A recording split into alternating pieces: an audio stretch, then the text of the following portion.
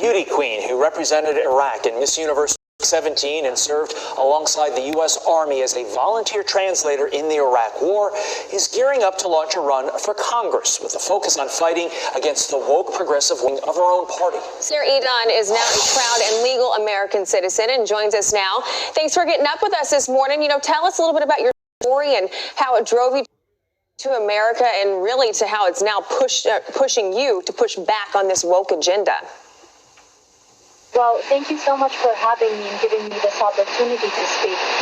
So I was born and raised in Iraq, and I lived under Saddam dictatorship, and I came to the U.S. I wasn't a volunteer. I did work for the U.S. military as a government contractor, and I was a translator, and then I got my citizenship. I came here, and basically, let me be perfectly clear. I do stand for old-fashioned, classic liberal values. But when I see people like Ilhan Omar, like AOC and the Squad, and how they're trying to pull our party to the far left, I have to say something. Yeah, when you think about what you went through growing up in Iraq, do you scratch your head while the privileged Democrat of this day and age seems to hate America so much? Like I told you, sadly, these far-left voices, like the Squad, they are very loud, and they do talk a lot. They get a lot of attention from the media. But I do believe there are a lot of Democrats who don't agree with them, and we do love this country. We want to make it better. But I feel like the type of, like my people, we don't have enough representation in the party. Like, sadly, I'm immigrant, I'm Muslim, I'm a woman, I've lived it. I know a lot about foreign policy, about domestic policy, but we don't have representation in the media, and this is why I'm trying to run, just to represent the people who are like me, who think like me, but we don't have a voice. So what do you want to see changed in your party? What would be the platform you run on?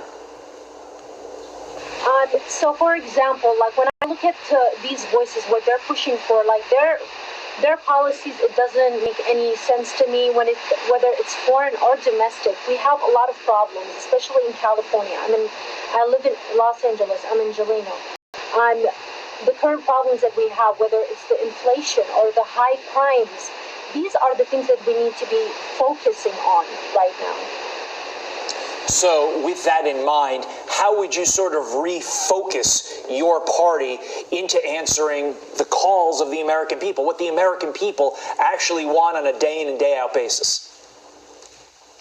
Yes, of course. And, after all, like when I would be serving, I would be serving my constituents.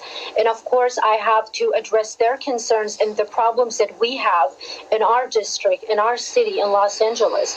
And as I said, the problems that we have right now, the prices have gone up. Like we are witnessing the inflation. We are seeing that whether you go and buy food, like the food prices have gone up by like 8%. When we fill our car tanks with the gas, like we see that. When we have to pay rent at the end of the month, we can feel the effect of the inflation.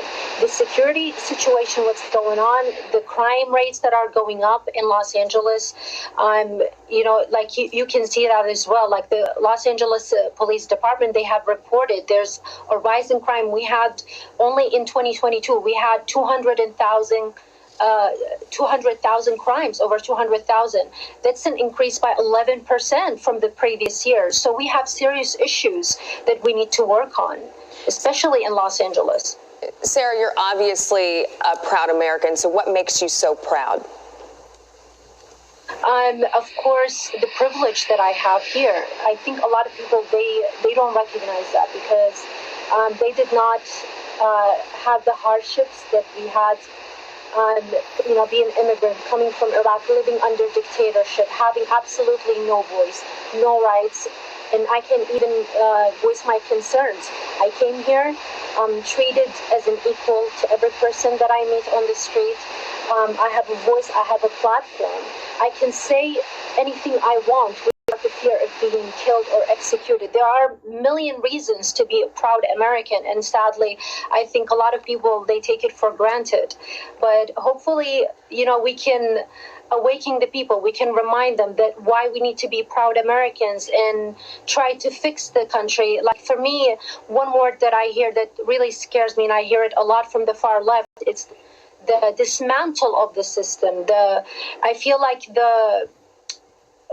where they come from, how they try to fix things, is coming from fear, and they're using anger and fear. And I don't think that's the right way to go about things. I think it should be coming from a place of love, and also recognizing that we still privilege, we still have rights, and we just need to fix the system instead of dismantling the system, because it is a great system. We are already a country that's we are one of the top countries in the world, and so many people dream of coming to the U.S. and living here. So we should be proud. We should definitely be proud Americans. Okay, Sarah Edon, thank you so much for your time this morning.